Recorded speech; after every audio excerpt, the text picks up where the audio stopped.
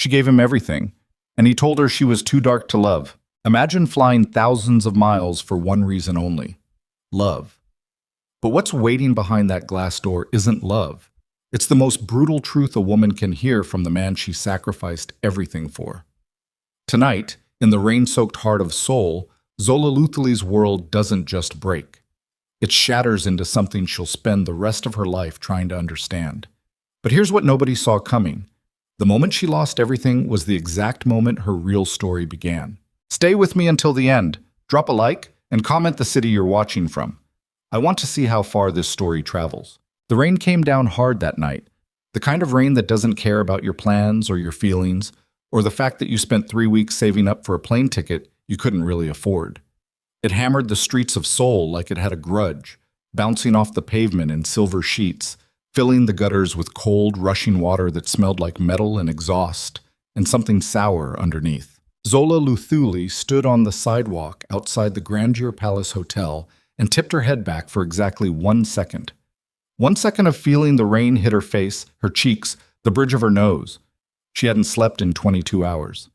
Her carry-on bag had a broken wheel that dragged and scraped against the ground every few steps, and her left shoe had been soaked through since Incheon Airport. She was tired in the specific way that lives behind your eyes and makes everything feel slightly unreal, like you're watching your own life through foggy glass. She had not told Daejin she was coming. That was supposed to be the romantic part. 3 years, 2 months, and 11 days. That was how long she and Daejin Kwon had been together. Long distance for the last 14 months after he accepted a management position at his family's hospitality group in Seoul, and she stayed behind in Johannesburg to finish her contract at the Meridian Suites. 14 months of careful scheduling, 6-hour time differences, phone calls that started warm and ended clipped because one of them was always exhausted, always needed somewhere to be. 14 months of telling herself it was temporary, that the distance was something they were doing together, not something happening to them. She had requested 10 days off. She had packed light. She had rehearsed nothing because she didn't think she needed to. Zola pushed through the revolving door. The lobby of the Grandeur Palace hit her the way luxury always does when you've been standing in the rain, like a physical rebuke. The warmth, the light, the smell of expensive candles and fresh flowers arranged in tall vases near the concierge desk. The marble floors were so polished she could see the ceiling reflected in them. Soft piano music drifted from somewhere she couldn't identify. Staff in pressed uniforms moved with the quiet efficiency of people who had been trained never to appear hurried. She had worked in hotels her entire adult life. She knew exactly how much invisible labor it took to make a place look this effortless. She noticed things most guests didn't: the slight tension in the bellhop's jaw, the way the front desk clerk repositioned a smile after a difficult guest turned away. She noticed these things automatically, the way a carpenter notices when a door is hung slightly wrong. What she noticed tonight, without meaning to, was Daejin. He was standing near the far end of the lobby, beside a low arrangement of orchids and a decorative screen that partially obscured the seating area beyond. He was in a charcoal suit she didn't recognize, his dark hair neatly cut, and he was laughing at something in a way she hadn't heard him laugh in months. Unguarded, easy, his whole face open in a way that used to be reserved for her. The woman beside him had one hand pressed flat against his chest. Zola stopped walking. She didn't make a sound. The broken wheel of her carry-on dragged one last inch and went still. Around her, the lobby continued its elegant machinery, guests moving, staff attending, the piano floating, and none of it registered anymore. There was a ringing starting somewhere in her skull, low and steady, like a struck bell that refuses to stop vibrating. She watched Daejin tilt his head down toward the woman. She watched his hand come up and settle at the small of the woman's back with a familiarity that made Zola's stomach turn to water. She watched him say something close to the woman's ear. She watched the woman tip her face up toward his and laugh, and then she watched what happened next with the detached, crystalline clarity of someone whose brain has decided that feeling this would be too much, so it simply records instead. He kissed her. Not a polite kiss, not an ambiguous brush that could be explained away. It was deliberate and familiar and unhurried, the kiss of two people who have been doing this long enough that it no longer feels dangerous. Zola stood there for 4 full seconds. She counted them later, in the dark, trying to understand how 4 seconds could contain so much. Then she turned and walked back toward the revolving door, and somewhere in the space between seeing and moving, the ringing in her skull cracked open into something raw and electrical that she refused to let reach her face. She made it outside. The rain received her without comment. She stood with her back against the outer wall of the hotel, one hand pressed flat against the wet stone, her chest doing something complicated that she didn't have words for yet. She was not crying. She wouldn't cry. Not here. Not on this sidewalk. Not in Seoul. Not in the rain. She had not survived being the only black girl in every professional room she'd ever walked into by crying on sidewalks. She was still standing there, breathing carefully, when she heard the revolving door behind her. Zola. She didn't turn around. Zola. Dejin's voice, tighter now, the voice he used when he was caught between guilt and annoyance, and trying to figure out which one was more useful to him. How long were you standing in there? Long enough, she said to the rain. He came around to face her. She made herself look at him directly because she knew that looking away would be interpreted as weakness, and she had already given him enough of those. His face was doing several things at once, surprise and guilt, and something she recognized with cold accuracy as calculation. He was trying to figure out how bad this was. He was running damage assessments before he'd even said a real word to her. It isn't what... Don't. Her voice came out steadier than she expected. Don't say that sentence to me. He stopped, rubbed a hand over the back of his neck. The rain was hitting his suit jacket now, darkening the shoulders, but he didn't seem to notice or care. You should have told me you were coming. She stared at him. That's your first sentence. I'm not... He exhaled hard. I'm not saying this is your fault. I'm saying you put me in a position. I put you in a position. She repeated it slowly, the way you repeat something in order to fully understand how absurd it is. I put you in a position. That's not what I meant. Then say what you mean, Daejin. For once in the 3 years I've known you, say exactly what you mean. Something shifted in his face then. She'd seen it before, rare and unsettling. The moment when the careful, managed version of Daejin slipped sideways and something more honest took its place. Usually, that honesty was tender. Tonight, it was something else. You want me to say it? Yes. Fine. He straightened, squared his shoulders in his expensive suit. It's been over for a long time. You know that. We both know that. We've just been maintaining something that stopped making sense. I care about you, Zola. I do. But I don't think I was ever in love with you the way I should have been. The rain, the piano drifting from inside. Somewhere down the block, a car horn. Why not? She said. It wasn't really a question. She already knew. She had known for a long time the way you know something you're not ready to look at directly. He looked away from her then, toward the street, and she watched the calculation in his face give way to something worse. A discomfort that comes not from cruelty, but from honesty about a cruelty you haven't examined closely enough to feel ashamed of yet. I don't know if I can explain it in a way that... Try. Zola. Try, Daejin. The silence between them lasted long enough that a couple walked past sharing an umbrella, the woman laughing at something, their footsteps quick and light. Then Daejin turned back toward her and he said the words with the particular flatness of a man who has convinced himself that honesty, no matter how devastating, is a kindness. You were never really my type. Physically. I thought I could get past it at the beginning. You're smart and you're capable and I respected you, but I was never... He stopped. Started again. I was never actually attracted to you. Your skin, the way you... Another stop. I kept thinking it would change. It didn't. She heard every word. She heard them the way you hear something that doesn't fully parse in the moment, because some part of your mind is protecting you from the full weight of what's just been handed to you. Your skin. She processed that. 3 years. Your skin. 14 months of long-distance sacrifice, of rearranging sleep schedules, of swallowing loneliness down with chamomile tea at midnight because she didn't want to be needy, of quiet alterations, smaller jewelry, straighter posture, fewer opinions in front of his family, less laughter when it got too loud. Your skin, all of it because she had not been enough. All of it because she had not been the right color. Get away from me, she said. Her voice was very quiet. Zola, I didn't... If you say one more word to me on this sidewalk, I will not be responsible for what I do next." She picked up her carry-on.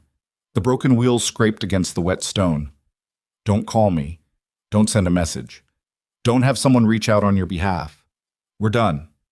We were done the moment you kissed someone else in your lobby, but now we are done in every other way that matters too." She walked. She didn't know where she was going. She didn't have a room, didn't have a plan, didn't have anything except the broken suitcase and the rain and the specific kind of furious grief that settles in your chest when you realize the person you mourned was never actually who you thought they were. She was already rebuilding the story in her head, not rewriting it exactly, but adjusting the frame, moving backward through 3 years to see what had actually been there versus what she had wanted to be there. It was a miserable exercise. She did it anyway because her mind was not the type to leave things alone. She had walked half a block when she realized the black car was there. It was parked along the hotel's curved drive, elegant and anonymous the way only very expensive cars can be. A Rolls-Royce in a shade of black so deep it seemed to absorb the streetlight rather than reflect it. The windows were tinted. She wouldn't have noticed it at all, except that something made her glance sideways at the exact moment the interior light shifted, as if someone in the back seat had moved. She couldn't see who was inside. She didn't slow down. She turned the corner and let the rain close around her. She found a budget hotel 6 blocks away that had exactly 2 stars and 1 functional elevator, and a front desk clerk who looked at her soaking wet appearance without judgment and handed over a keycard without ceremony. The room smelled like industrial cleaner, and the carpet was the particular shade of beige that exists specifically in hotels that have stopped trying. She loved it. It was anonymous and small, and it asked nothing of her. She sat on the edge of the bed for a while without taking her coat off. Her phone had 14 notifications. 3 from her closest friend Amara back in Johannesburg, who had apparently already seen something.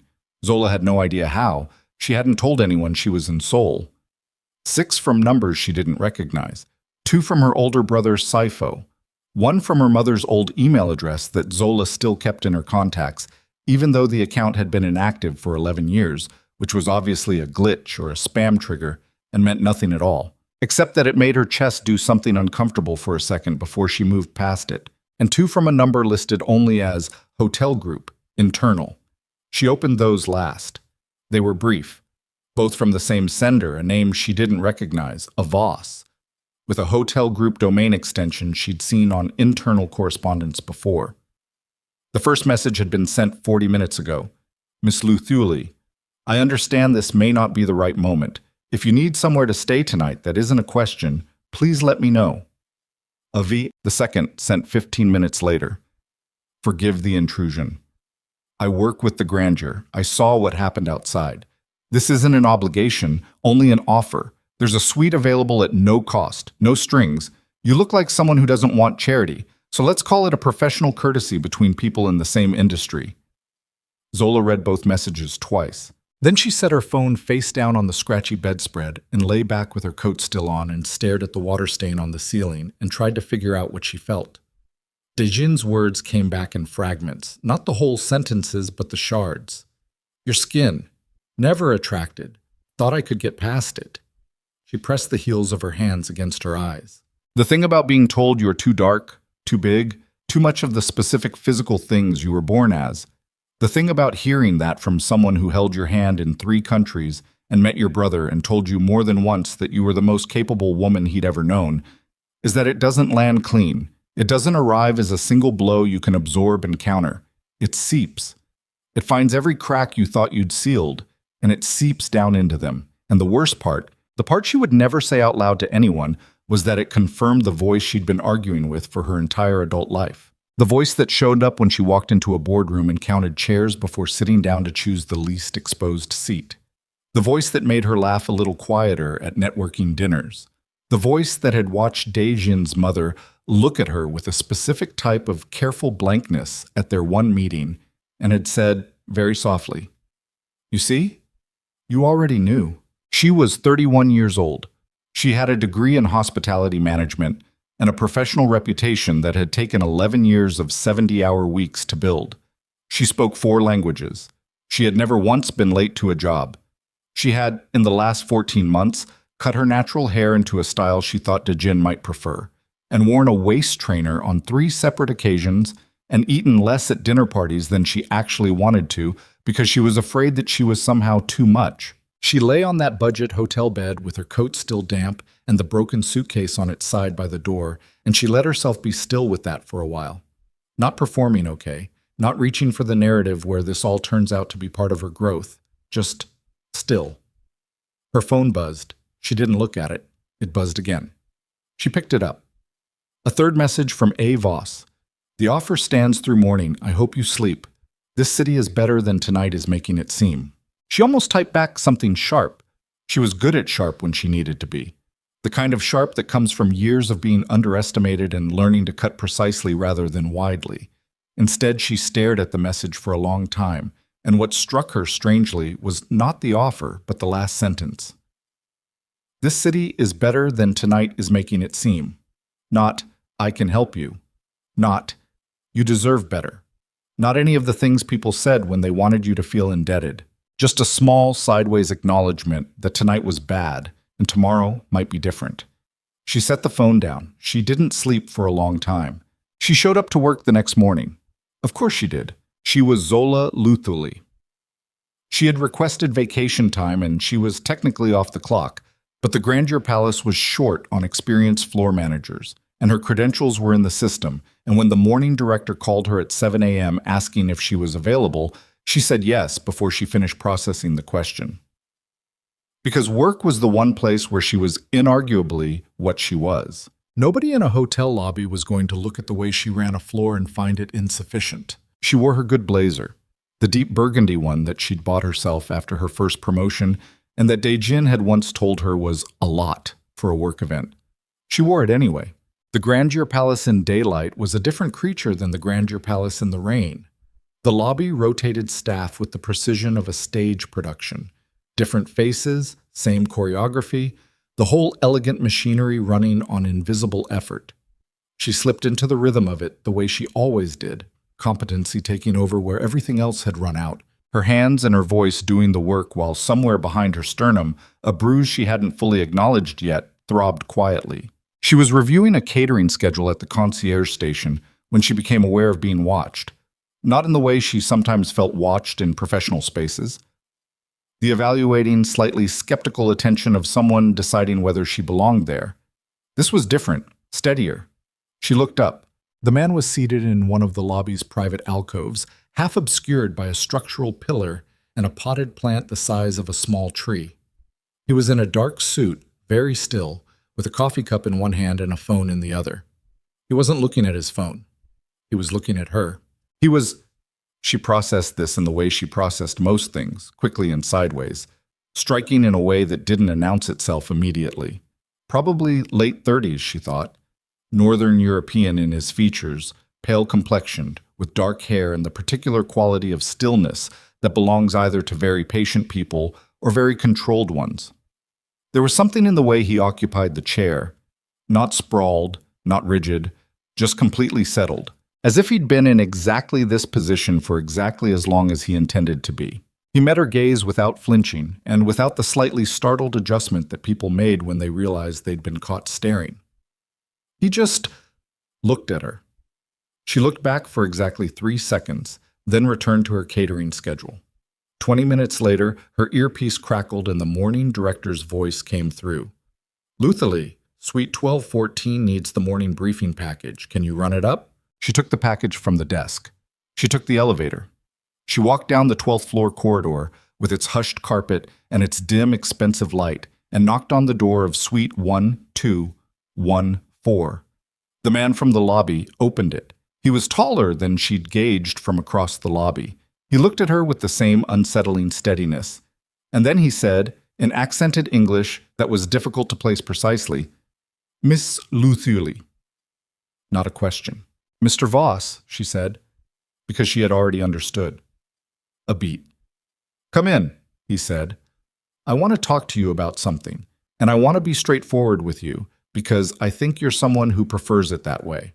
She stood in the doorway of his suite and looked at him, and the thing she noticed, the thing that would come back to her later, much later, when everything had changed, was that he hadn't looked at her body when he opened the door. He had looked at her face.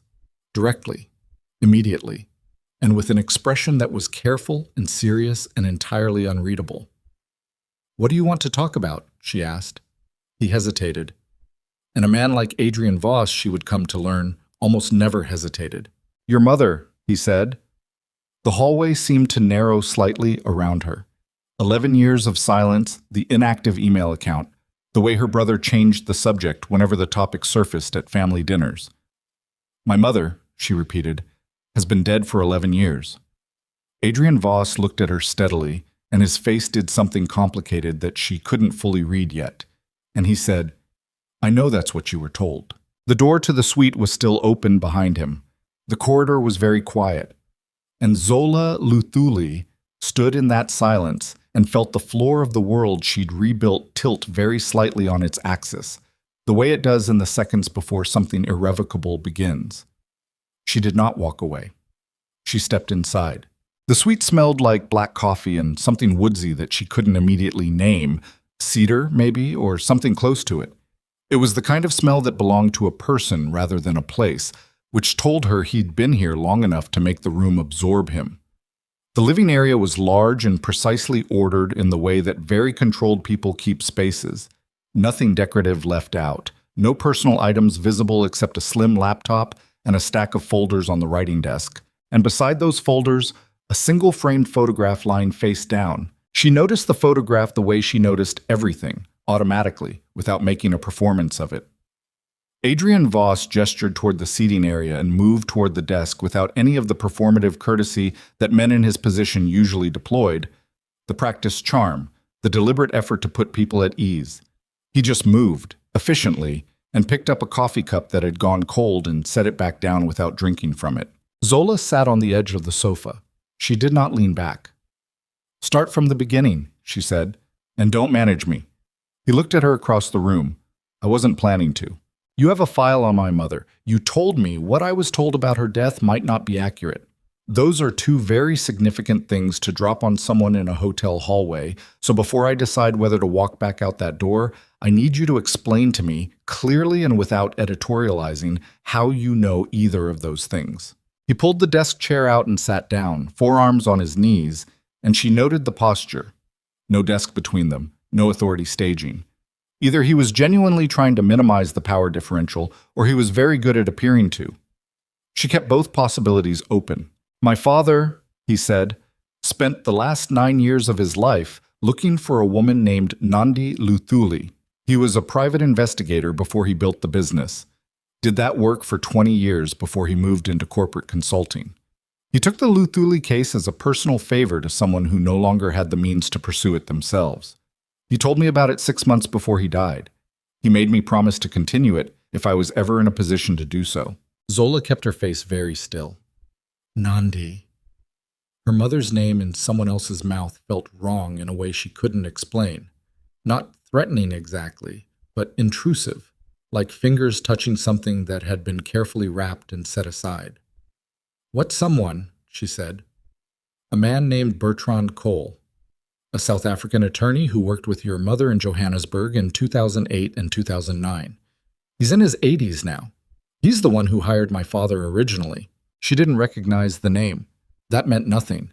Her mother had a whole professional world that Zola had been 11 years old and largely unaware of when everything ended. Or when everything was supposed to have ended. "My mother died in a car accident outside Pretoria," Zola said. "November 2014. I saw the death certificate. My uncle handled the arrangements." "Your Uncle Lethabo?" She went still in a different way. "How do you know my uncle's name?" "Because he's in the file." Adrian said it without apology, which she found perversely more trustworthy than apology would have been. "Lethabo Dlamini, your mother's younger brother. He was the one who provided the death certificate and managed the funeral arrangements. There was a closed casket."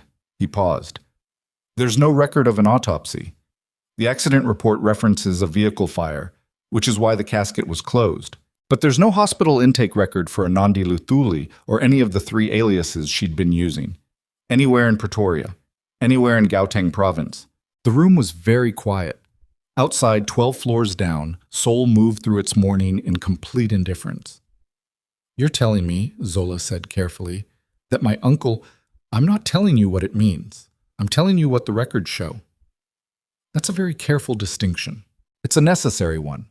I don't know what your uncle knew or didn't know. I don't know if he was protecting her or protecting himself or protecting you. I genuinely don't know. He held her gaze. What I know is that a woman matching your mother's description, using a passport in the name of one Adayeza Mensah, passed through Singapore's Changi airport 11 days after the accident that supposedly killed Nandi Luthuli, and that the same passport has appeared in immigration records 3 times since then, most recently 14 months ago, in Kuala Lumpur. Zola stood up. She didn't do it dramatically. She just needed to be vertical, needed the physical shift, because something in her chest was doing something she didn't have a name for, and sitting still felt suddenly impossible. She walked to the window and looked out at the city and breathed. In, out. The skyline was gray and vast and didn't care about anything she was feeling, which was, right now, exactly what she needed from it. 14 months ago, she said to the glass. Yes. And you? She stopped, restarted. How long have you known about me specifically? Before last night? A beat. Slightly too long. Adrian? 8 months, he said. She turned around. 8 months! The investigation led to you through your mother's professional network. Your name appeared in correspondence she kept. Letters she wrote but never sent, saved on a cloud account my father's associate eventually accessed. She wrote about you often, your career, your ambitions, your... He stopped himself. My what? Your resilience. He said it simply, without decoration. She used that word more than once. Zola felt something move through her that she absolutely refused to let reach her face. She pressed it down hard, behind the sternum, and held it there. 8 months, she repeated. You've known who I was for 8 months, and you chose to walk into my hotel and let me stand in the lobby and process my boyfriend cheating on me, and then message me on my personal number, and her voice had gone flat in the way it went flat when she was most dangerous. How did you get my personal number? You're in the hotel's internal directory. I have access to that directory. That's not an answer to the question I asked. It's the honest answer to the question you asked. She looked at him for a long time. He didn't look away, didn't adjust, didn't try to soften anything with his expression. He just sat with her anger the way you sit with weather, acknowledging it, not trying to move it. Get out the file, she said finally. He looked at her carefully. Zola, don't. She shook her head once, hard. Don't first name me like we have a relationship. Get out the file or I walk out that door and you never see me again, and whatever promise you made your father dies with it. I'm not asking twice. He got out the file. It was thick. That was the first thing. It was the kind of thick that represents years. Not just paper, but the physical weight of sustained attention, of someone spending real time and real money and real grief on a single subject. He set it on the coffee table between them and didn't open it, which was, she understood, a deliberate act of respect, letting her decide how and when. She sat back down on the edge of the sofa and opened it herself. The first page was a photograph, her mother.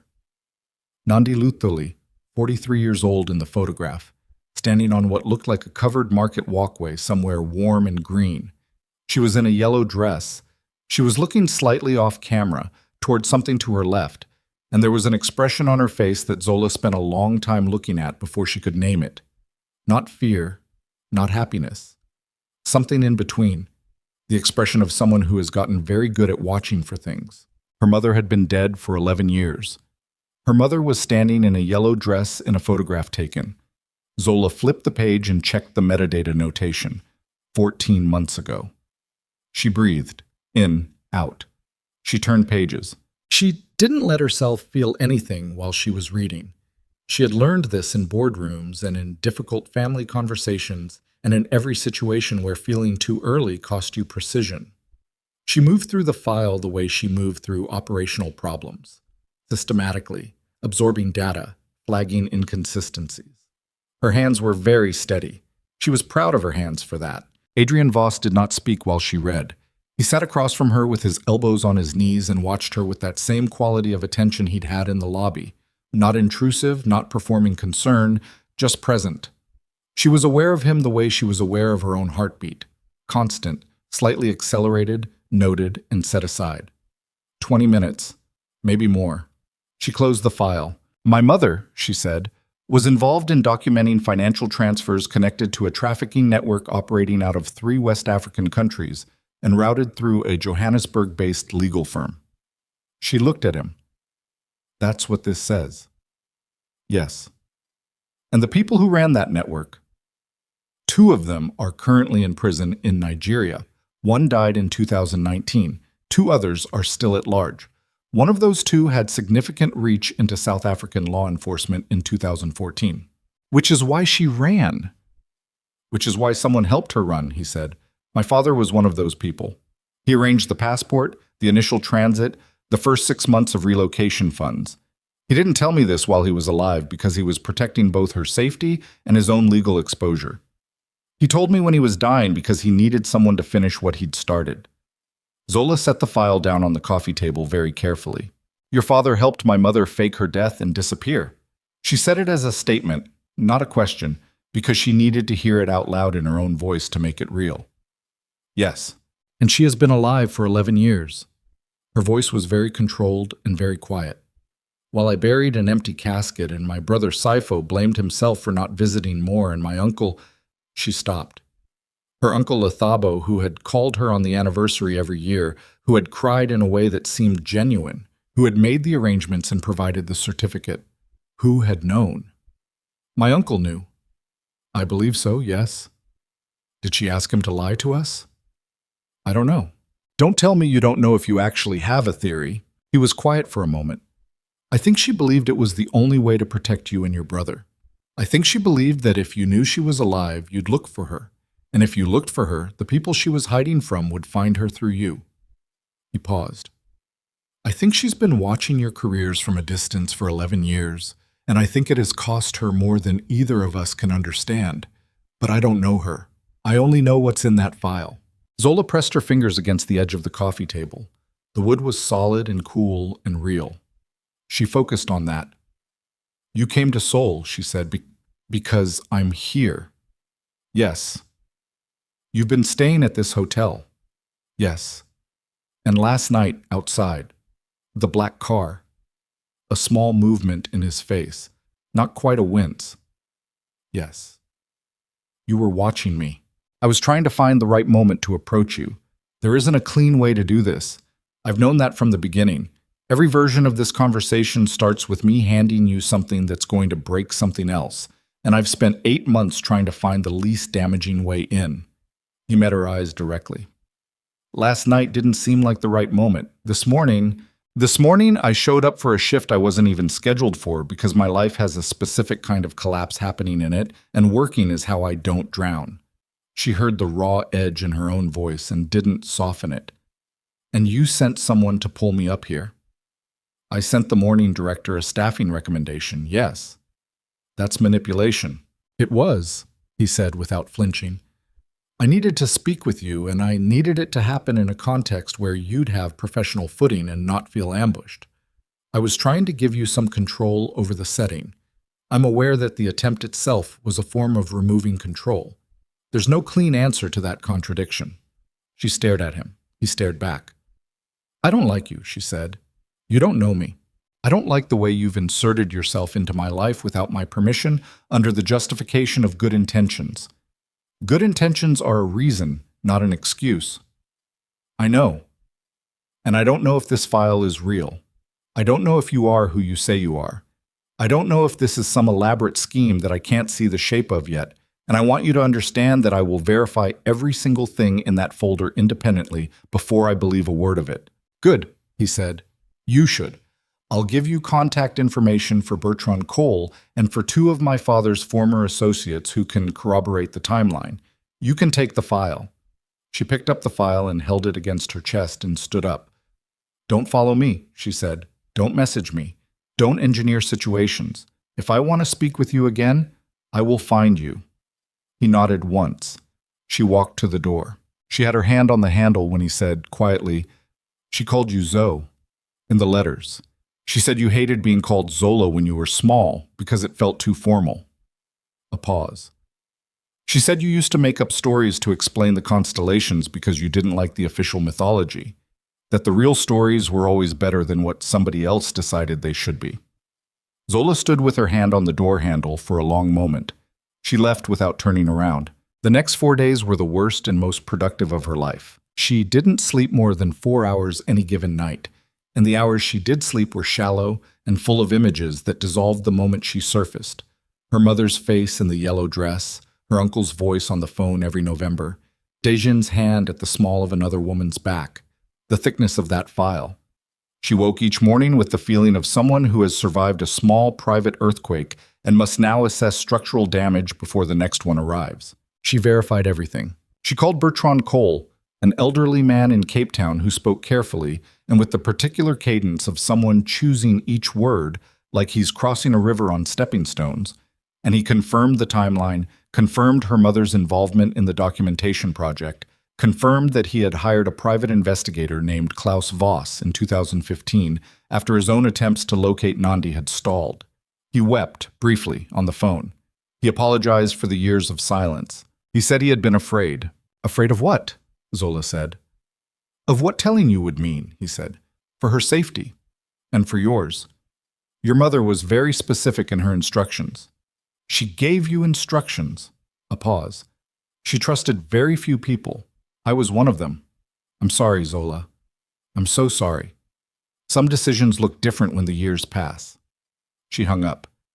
She sat with that for a long time. She worked her shifts because she needed the structure and because the morning director had practically wept with gratitude when she'd agreed to stay on temporarily, and because moving through the familiar rhythms of the hotel floor, managing staff rotations, handling guest escalations, coordinating with catering, gave her brain something real and manageable to do when everything else was complicated and raw. She was good at this work. She had always been good at it. There was something steadying in competence, in the clear, measurable evidence that she could walk into a difficult situation and make it better. She saw Adrian Voss exactly twice in those 4 days, both times in the lobby. Both times he was involved in something, a phone call, a meeting with 2 men in suits, a laptop open on the low table beside his coffee. Both times he saw her before she saw him, which she would only realize afterward, reconstructing the encounters in her hotel room. Both times he did exactly what she'd asked. He didn't approach, didn't message, didn't engineer anything. He simply existed in the same space and let her decide what to do with that. She hated how much she noticed him. She hated more that she was already cataloging details. The way he rubbed the side of his jaw when he was on a difficult phone call. The fact that he always had coffee and never food. The way he treated the hotel staff with the specific kind of respect that comes from someone who has worked service sector jobs themselves rather than someone who has just been told to be polite. She had more important things to think about. On the 5th day, Dae-jin called. She let it go to voicemail. Then she listened to the voicemail, which was a mistake. His voice was different than it had been on the sidewalk. The calculation was gone, and what replaced it was something messier. Pride and guilt, and underneath both of those, something that sounded dangerously close to genuine feeling, which was the most confusing version of Dae-jin she'd encountered because she'd been in the process of successfully reclassifying him as someone she'd never truly known. I heard you're still in Seoul, he said. I heard you're working at the hotel.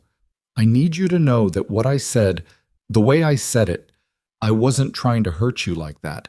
I was angry. And I was defensive, and I said things in the worst possible way. That doesn't mean... A pause. I know what I did. I know I don't have the right to call you. I just need you to know that you're not what I made you sound like, okay? You're not. She deleted the voicemail. Then she sat with the deleted voicemail for an hour, which was its own kind of problem. The fact that she was grieving not the man he was, but the man she'd spent 3 years building in her head, using his face and his voice, and the real but insufficient raw material of who he actually was. On the 6th day, the photograph appeared online. She was at the concierge desk when her phone buzzed with a notification from a hospitality industry news aggregator she followed. She glanced at it automatically, the way you glance at things without expecting to be actually disrupted, and then she looked at it properly because the preview image had stopped her cold. It was her and Adrian Voss, taken apparently 5 days ago. The morning she'd left his suite with the file pressed against her chest.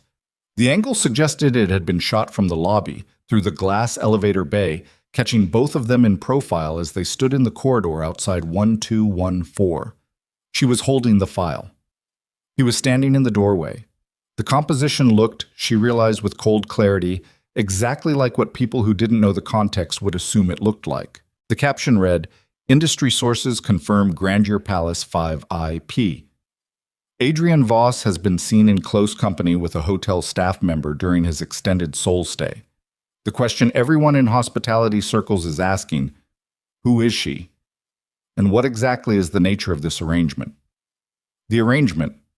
She set her phone down on the desk face up because turning it face down felt like flinching. Within the hour, 2 of her colleagues had found it.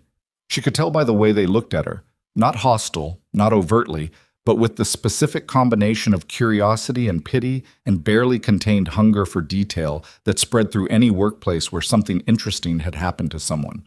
By afternoon, it had been picked up by 3 larger accounts, one of which ran a version with the headline, "Billionaire Businessman and Hotel Worker, Love Story or Power Play?" Power play. She read that and felt something in her chest go tight and hot. By evening, the comments were what she'd expected, and worse. Anonymous accounts doing what anonymous accounts do, filling in the blanks of a story they didn't have with the ugliest material they could find. Some were benign, many were not. Several invoked her appearance in terms she'd heard before, variations on the same fundamental premise that Daejin had stated plainly on a sidewalk in the rain, that a woman who looked like her winning the attention of a man who looked like Adrian Voss required explanation, required a transactional framework, required something more cynical than desire. She read them all. She didn't know why she did. It was the same impulse that makes you press a bruise, not because you enjoy the pain, but because you need to verify that it's still there, still real, still yours. She read every comment and she felt each one land, and she did not collapse under the weight of them, which was its own small, grim victory. She was still sitting in her room reading comments when her door buzzer went. She opened it, expecting housekeeping. Daejin was standing in the hall. He looked terrible, which she registered neutrally, the way a doctor registers a patient's presentation. He hadn't shaved in days. He was in clothes that suggested he'd been wearing them for an extended period and had not made peace with that. He had the specific look of someone who had been running a narrative in his head for days and had finally arrived at the part where the narrative required him to do something in person. "I need to talk to you," he said.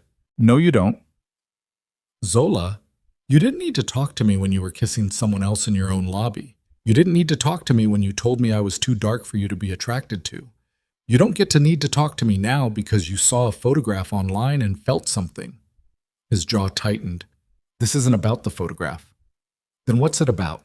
"It's about the fact that you've been in my hotel, my family's hotel, for 6 days, and you're apparently conducting some kind of—" He stopped himself, started again. "Who is Adrian Voss to you?" She looked at him for a long moment. The fluorescent light in the corridor was unflattering to both of them. She was in her work clothes still, wrinkled from a long shift, and she was exhausted down to her bones, and she was carrying 11 years of a lie about her mother, and she had read approximately 300 hostile comments in the last 2 hours. "He's none of your business," she said. "He's been at the hotel for 3 weeks, before you arrived." "Daejin, that's not a coincidence, Zola." She stopped. Something in his tone had shifted. Not jealousy, or not only jealousy, but something more specific. Something that sounded like he knew something, or thought he did. "What are you saying?" she said. "I'm saying that man has been asking questions about you, before you arrived. He asked our HR director about your professional history. He asked the concierge about your usual schedule when you'd worked our properties before." His eyes were hard and bright. "I'm saying that whatever this looks like to you, I don't think it is what you think it is. I think you walked into something and you don't know it yet." The bruise she'd been pressing all evening suddenly went very deep. She kept her face completely still. "Get away from my door." "Zola." "Now, Daejin." He left. She closed the door. She stood in the center of her small room and breathed, and what she was breathing through was not heartbreak and not humiliation. Those were still there, but they'd been demoted. What she was breathing through now was the specific fear of someone who has been handed a map and cannot yet tell if it's showing them the way forward or walking them towards. She stood in the center of that small room for a long time after Daejin left. The map. That was the thing she kept returning to, whether it was showing her the way forward or walking her towards something she hadn't consented to enter. Because Daejin was many things: vain, carefully cruel in the specific way that people who have never been truly denied anything tend to be. But he was not stupid, and what he'd said in that corridor had the particular texture of someone who had done actual research rather than someone operating purely on wounded ego. Adrian had asked about her professional history before she arrived. She knew that. He'd told her himself. 8 months of investigation, her name surfacing through her mother's correspondence. She'd known he had information about her. She'd accepted that as part of the context. What she hadn't asked was how specific that information was. How operational. She picked up her phone and called him. He answered on the second ring. No preamble, no performance of surprise. "Tell me what you asked the HR director here," she said, "and the concierge, and whoever else you spoke to in this hotel about me before I arrived. Tell me everything, in order, and don't leave anything out." A pause. Short. "Where did you hear that?" "It doesn't matter where I heard it. Answer the question." "Zola, I told you not to first name me like we have something. Answer the question, or I'm calling Bertrand Cole back and telling him this investigation is over." Another pause. Longer this time, and she knew. She had learned to read his silences in the same unconscious way you learn to read weather. That this one wasn't calculation. This one was a man deciding how much truth he owed someone and landing on all of it. "I spoke with your HR director in the context of a general staffing inquiry. I asked about the experience level of the management team on the floor where my suite was located. Your name came up as someone who had worked grandeur properties before, with strong reviews. I asked about your availability. I was informed you were based in Johannesburg on an active contract. And the concierge. I asked whether you'd ever worked the Seoul property specifically. Why? Because I was trying to determine if approaching you here was viable. If you had existing professional relationships that might complicate a private conversation. I was trying to protect your..." He stopped. "Finish that sentence." "I was trying to protect your professional standing if the conversation went badly." She walked to the window.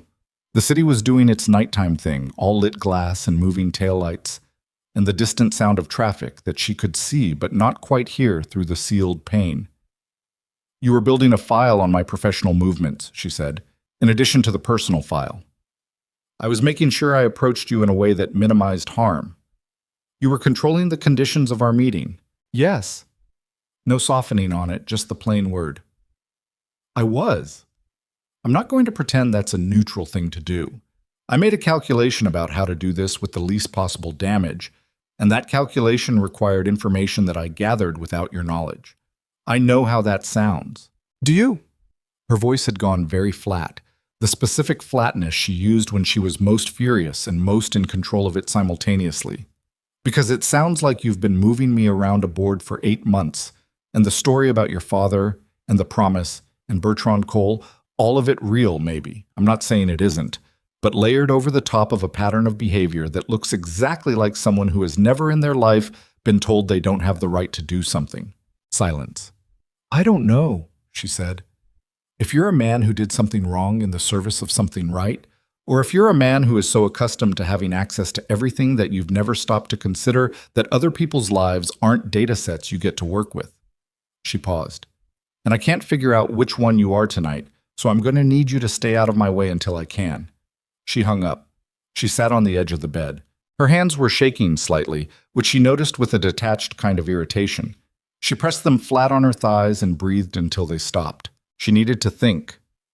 She needed to think clearly. And without the noise of Daejin's wounded pride, or Adrian's complicated intentions, or the photograph and its comments, or the specific relentless grief of learning that her mother had been alive for 11 years and had chosen, for whatever reason, to stay dead to the children she left behind. She needed to separate those things into their actual sizes, because right now they were all sitting on top of each other, and the combined weight of them was making it hard to see. She opened her laptop. She started with what she could verify herself. The legal firm her mother had documented, she found it in the file, a Johannesburg outfit called Mthethwa and Associates, Dissolved in 2016 under circumstances the business registry listed as voluntary, but that a 2015 investigative piece in a Johannesburg financial journal described carefully and with significant legal hedging as potentially connected to ongoing law enforcement inquiries into financial irregularities in the logistics sector. The 2015 piece referenced, without naming directly, a confidential whistleblower whose documentation had been central to an internal review. Zola read that sentence 4 times. Her mother had not been a lawyer. She'd been a forensic accountant. Zola remembered that much, the word forensic feeling important in adult when she was a child, without her fully understanding what it meant. She remembered her mother's desk, the stacks of printed spreadsheets, the yellow highlighter she used constantly. She remembered her mother on the phone late at night, her voice low and careful in a way that was different from her normal careful. She had been 11.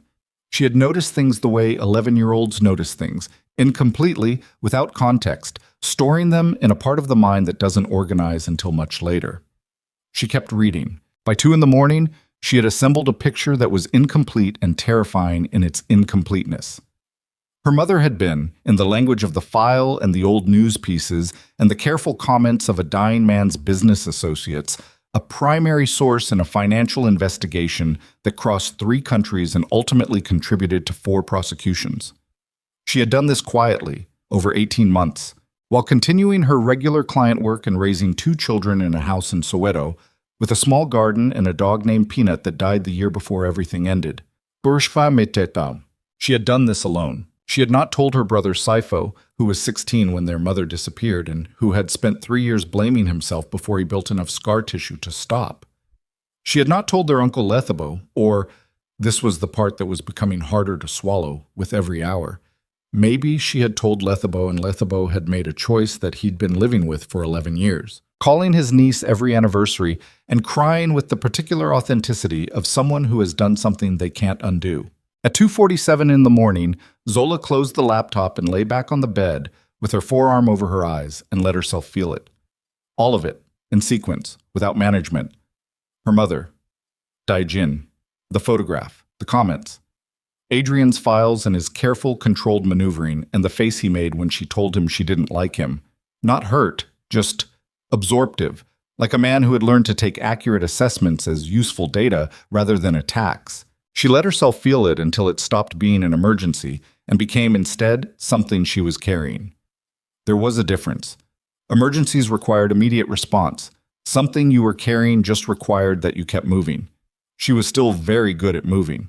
The next morning, she went looking for her uncle. Not literally, Lethabo Dlamini was in Cape Town and she was in Seoul, but she called him at 6 a.m. his time, which was noon in Seoul. And she sat on the edge of the hotel room's desk chair with both feet flat on the floor and waited for him to pick up. He answered on the 4th ring, sleep rough and slightly confused. "Zo? Is everything okay?" "No," she said. "I need you to tell me the truth about my mother." The silence that followed was exactly the shape she'd been afraid of. Not the silence of confusion. Not the silence of someone scrambling to understand what she was asking, the silence of someone who has been waiting for this call for 11 years and is now deciding in real time whether they're brave enough to answer it. "Lethabo. Zola, I don't know what you've—" "Don't." Her voice was very quiet. "Don't tell me you don't know what I've heard, because if you didn't know what you'd done, you wouldn't be doing that pause. I've been doing this for 11 years too. I know what a guilty pause sounds like." Another silence. Then he exhaled, a long, slow sound like something deflating, and she heard in it the specific exhaustion of a secret that has been held too long. "She's alive," he said. It wasn't a question. "You know she is." "Zola, how long did you know?" The pause again. Shorter this time, as if the decision had been made somewhere in the last 10 seconds, and now it was just a matter of saying the words. "From the beginning." She pressed her thumbnail into the pad of her index finger and held it there. "From the beginning. She called me 3 days after the accident. She was in Singapore. She told me what happened, what she'd been doing, why it had to look the way it did. She told me that the people she'd been documenting had contacts in the police and in immigration, and that if they found her, they would come after anyone she was connected to. She said the only way to keep you and Saifo safe was for her to be dead. His voice was breaking at the edges. She didn't soften toward it. Not yet. She said she needed me to handle the arrangements and to never tell you. She made me promise, Zoe. She made you promise, Zola repeated, and you kept that promise for 11 years. To her. While Sifo spent 3 years unable to sleep properly, and I... She stopped. There were things she wasn't going to say out loud. The voice she'd been arguing with her entire adult life. The quiet alterations, the smaller laughter, the waist trainers, the years of trying to become less. How much of that was just who she was, and how much had grown in the specific soil of losing her mother at 11, and never, in the decade that followed, feeling entirely solid on the ground. You kept her secret while we buried an empty box. Yes. His voice was barely above a whisper. I kept her secret, and I have not had a single year since that I haven't hated myself for it. But she was my sister Zola, and she was terrified. And she had saved evidence that put dangerous people in prison, and she needed to disappear, and she needed us to believe it so we'd be safe. A pause. I'm sorry. I know it doesn't, she said, but I understand it. She hung up. She sat very still for a while. Understanding something was not the same as forgiving it. She was clear on that. She could hold the logic of what her uncle had done, the terrible rationality of it, the love that was in it even as it was an act of profound harm, and still feel the specific bone-deep anger of someone who had mourned incorrectly for 11 years. Both things were true simultaneously. She was done letting herself believe that complexity required her to resolve it quickly. She got up, she got dressed, she went to work. She was 4 hours into her shift when the first journalist called the hotel's main line. She knew it was a journalist before the desk clerk's expression told her, because she'd developed in the last 48 hours a particular sensitivity to the specific atmosphere that precedes bad news. A slight thickening of the air, a quality of attention from the people around her that was fractionally different from normal. The journalist was from a Korean entertainment news outlet and had somehow obtained her direct work extension, which meant either a bribed staff member or someone with better access to internal directories than they should have. The journalist was polite, efficient, and had specific questions about the nature of her relationship with Adrian Voss that suggested they had information beyond the photograph. They mentioned his business interests, his previous relationships, 2 ex-partners whose names meant nothing to her, and they mentioned at the end of the call, almost as an aside, that their sources indicated Voss had initiated contact with Zola prior to her arrival in Seoul. Prior to her arrival. She terminated the call and stood with the phone in her hand for a moment, and then she walked, quickly and without looking at anyone, to the staff corridor and through the service door to the small concrete stairwell where people came to make private calls and have quiet breakdowns. She leaned against the wall and stared at the ceiling. Someone had fed that information to a journalist. Someone who knew that Adrian had made inquiries before she arrived. The list of people with that information was short.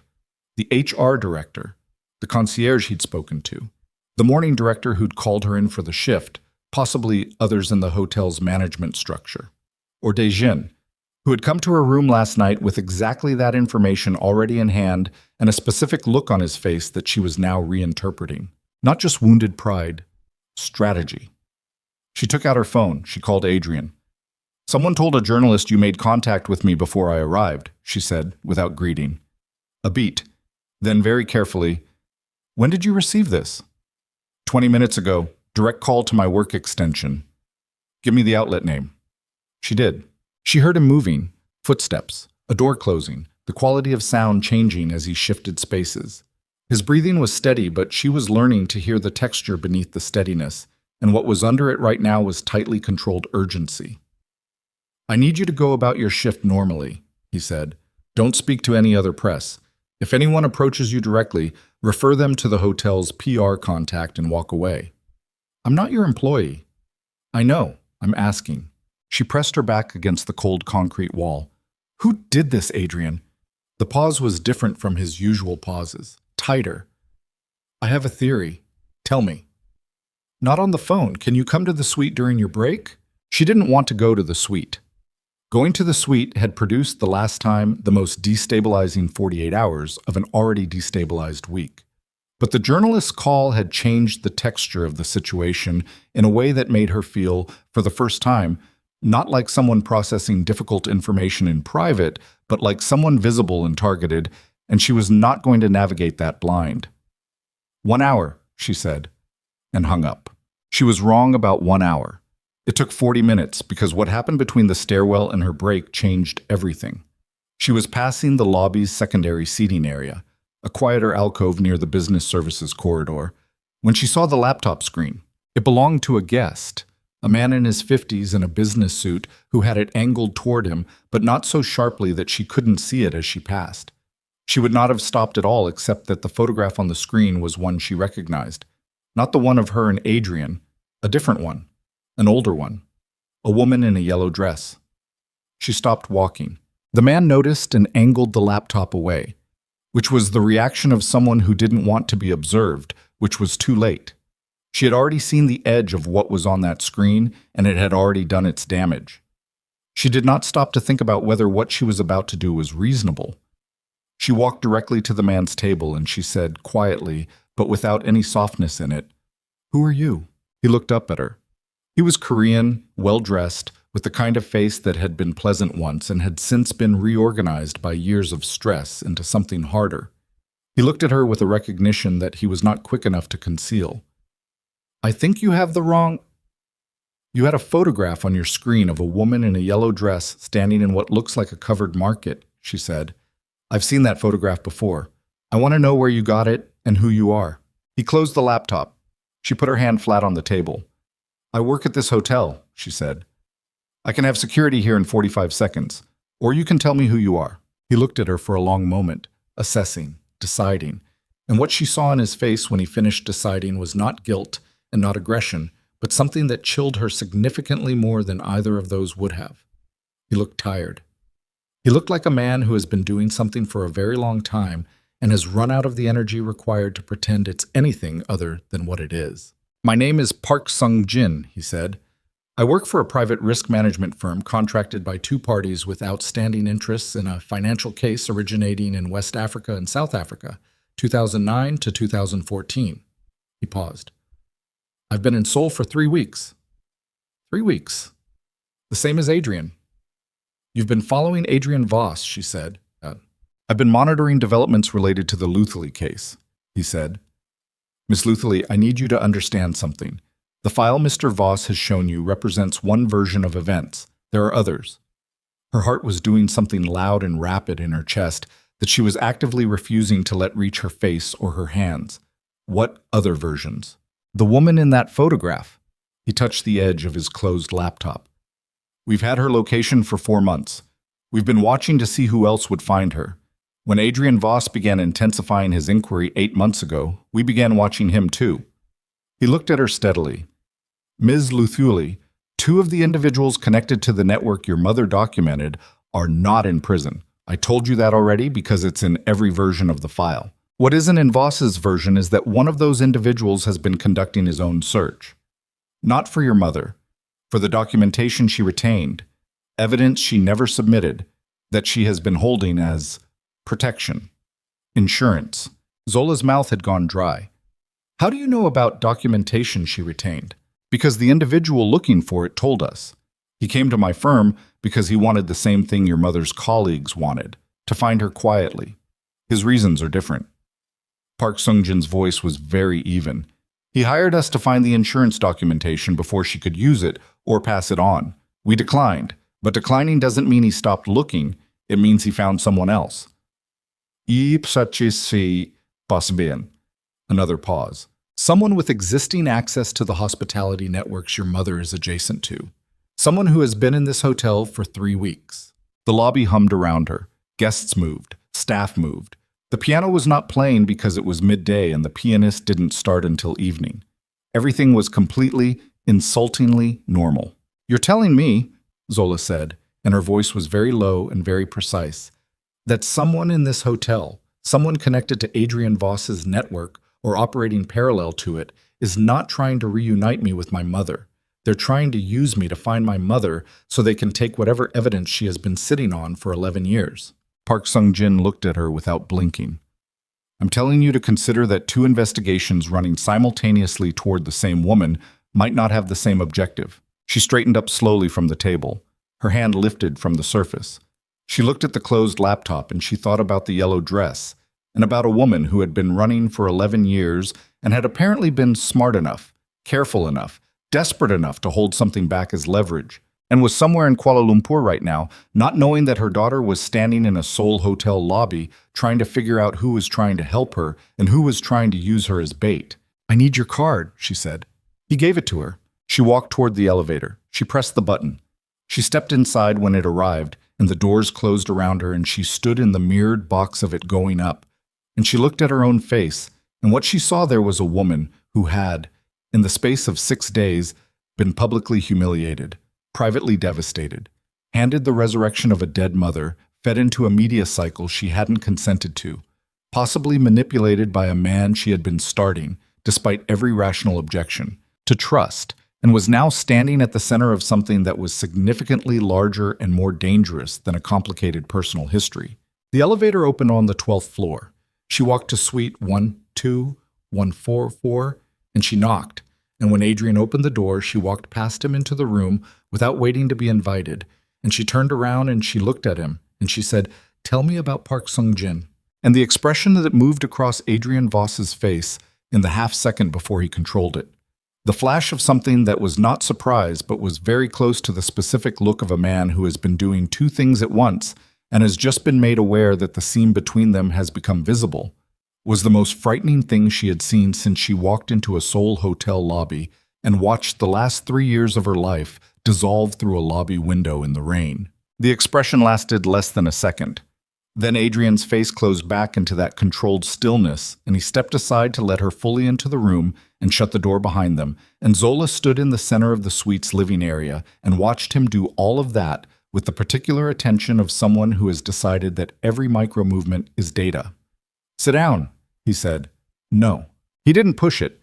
He moved to the window instead, putting the city at his back, and for a moment he just stood there with his hands in his pockets looking at her, and she could see him doing the same thing she was doing, assembling the situation, calculating what had already been revealed and what could still be managed.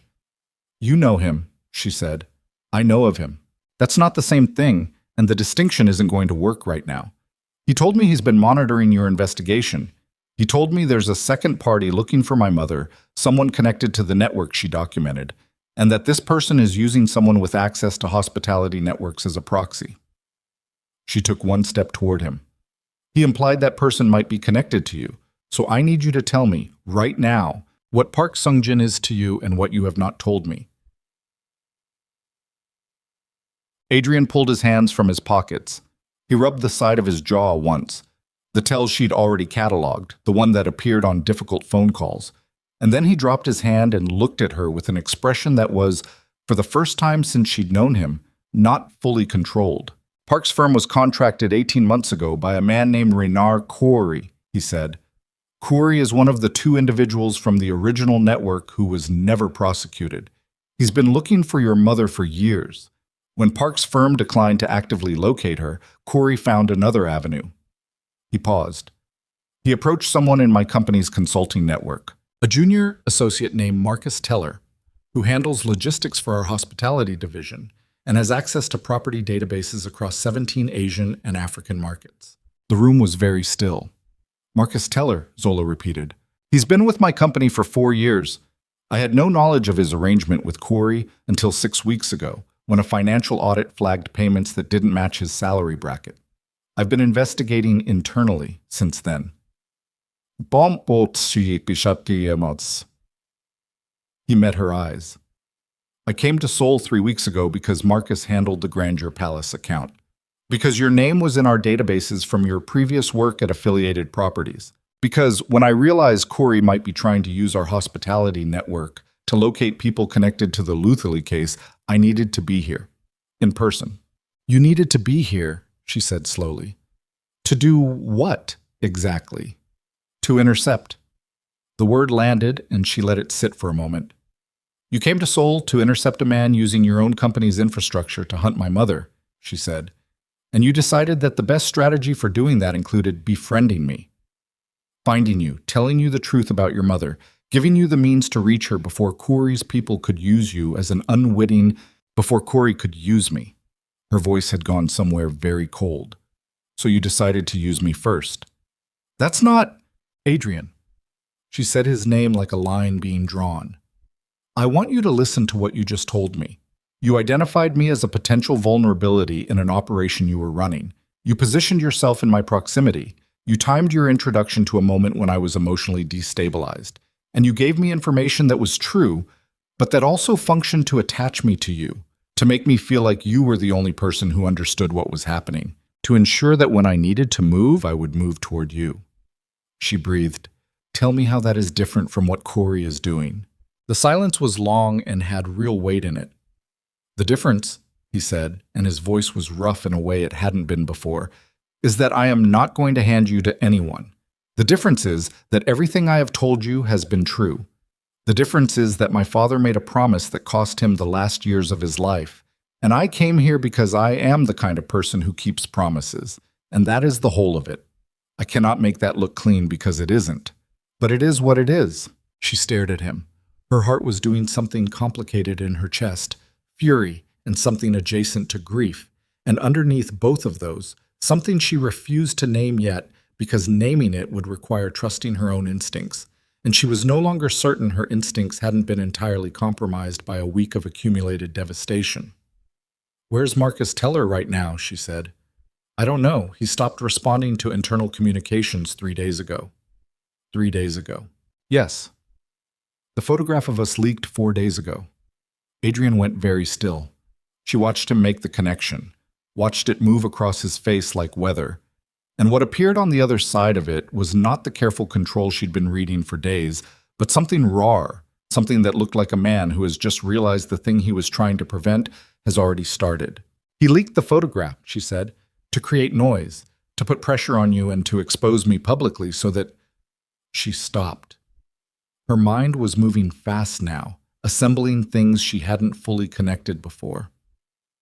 If the network knows I exist, and knows I'm connected to you, and knows you're investigating Teller, they would want to know what I know. They'd want to know whether my mother has been in contact with me. They'd want to... She pressed her fingers to her temple. They'd want to know if she sent anything to me. The insurance documentation. Yes. Which she hasn't. I know. But they don't know that. She looked at him. I'm not a lead. I'm leverage. He crossed the room in about 4 steps, and she stood her ground, even though something in her body wanted to back up, and he stopped close enough that she could see the specific kind of exhaustion in his face that comes from a week of managed crisis. And he said, quietly and directly, I need you to listen to me right now. Teller going dark 3 days ago means Corey's operation has moved from passive surveillance to active. That photograph wasn't noise. That was a signal. To Corey's people, telling them you're accessible, you're isolated, you're already destabilized. And Park Sung-jin sitting in your hotel lobby this morning means they're watching every move. Park said he declined Corey's contract. Park said that to you. I don't know what Park said to Corey. His voice was very quiet and very serious. I need you to not be alone tonight. I need you in a different room than the one you've been in, under a different name. And I need your phone either off or left in your current room, so it's still pinging the same location. She looked at him for a long moment. Every rational instinct she had was cataloging the problems with this. Being moved, being managed, accepting his protection when his protection was exactly what Park Sung-jin had implied might be the danger itself. She was aware of all of that. She was also aware of something more basic and more urgent.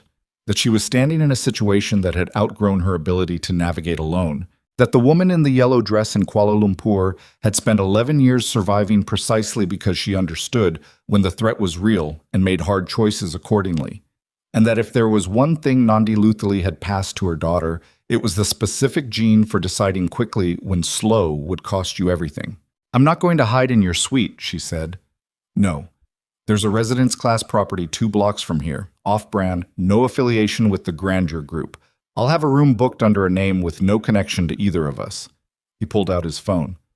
And tomorrow morning, first thing, we figure out where Teller is. And my mother. And your mother, she breathed. Make the call, she said. She was back in her original room for 11 minutes, long enough to change out of her work clothes, pack what mattered into a bag that wasn't the broken-wheeled carry-on, and leave her phone on the nightstand still powered on, still connected, still betraying her location to whoever was watching it. She moved efficiently and without sentimentality, and she did not let herself think about the accumulating strangeness of her life as she was living it right now, because thinking about it would slow her down. She was almost to the door when her room phone rang. She stopped. The room phone. Not her cell. The room phone, which had the number visible on its base, a number that was linked, in the hotel's system, to the name she'd given at check-in, which meant whoever was calling knew which room she was in. She picked it up. Ms. Luthily? The voice was male, accented in a way she couldn't immediately place, something European layered over something else, like a first language being worn underneath a second. I apologize for the intrusion. My name is not important. What's important is that I have information your friend Mr. Voss does not have and is not going to give you. A pause. Marcus Teller checked into a guest house in Itaewon this morning. He has a laptop with him that contains routing information for your mother's last 3 locations over the past 14 months. He has been trying to sell it for 48 hours. The interested buyer has not yet completed the transaction. Another pause. 48 hours, Ms. Luthily, means it closes in the next 12 to 18 hours. Once it closes, your mother's location is no longer information. It is an address in someone's hand. She pressed the phone against her ear so hard the plastic bit into her cheekbone. Why are you telling me this? She said. Because Park Sung-jin declined Reynard Khoury's contract, but he did not decline every contract. He declined that one. He accepted a different one. From who? From Bertrand Cole. A pause. The old man does not want your mother found by the wrong people. He has been running his own containment operation for 4 months. He hired Park to watch Voss's investigation and to watch for Khoury's people, and to ensure that if things began to accelerate, someone would warn the relevant parties in time. Another pause, and this one felt heavier, like something being set down. You are the relevant party. You have been for some time. She stood in the center of her hotel room and stared at the wall. Where in Itaewon, she said. The voice gave her an address. She wrote it on the notepad by the phone, the small, branded notepad with the hotel logo at the top, the pen on its little chain. And she looked at what she'd written, and she made a decision in the space of about 4 seconds that she was fully aware might be the worst decision she'd ever made, or the only one that mattered. She called Adrian's cell. Change of plan, she said when he picked up. I have an address. Tell her. He's in Itaewon, and he has a laptop with my mother's location data, and he's selling it in the next 12 hours. Silence. Then, how did you... I'll explain later. Are you moving? Yes. The sound of him moving, gathering, the quality of focus in his breathing shifting to something operational. Don't go there alone.